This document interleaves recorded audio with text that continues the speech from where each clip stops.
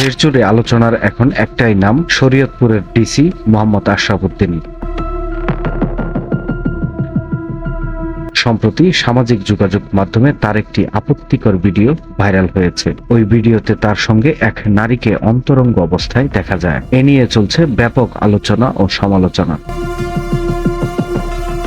শুক্রবার সকালে প্রবাসী সাংবাদিক জাওয়াদ নির্ঝর তার ব্যক্তিগত ফেসবুকে জেলা প্রশাসক আশরাফ উদ্দিনের আপত্তিকর ছবি ও টেলিগ্রামে ভিডিও পোস্ট করেন।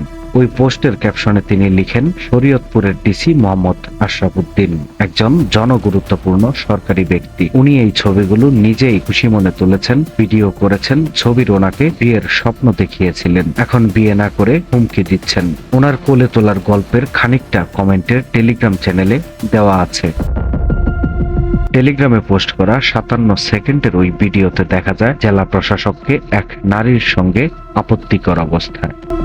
মোহাম্মদ আশরাফ উদ্দিন 2024 সালে 3 নভেম্বর শরীয়তপুরের জেলা প্রশাসক হিসেবে যোগদান করেন। 27তম বিসিএস ক্যাডারের এই কর্মকর্তা প্রথমে নিউরো ডেভেলপমেন্ট, পরে প্রতিবন্ধী ট্রাস্টের পরিচালক পদে দায়িত্ব পালন করেন।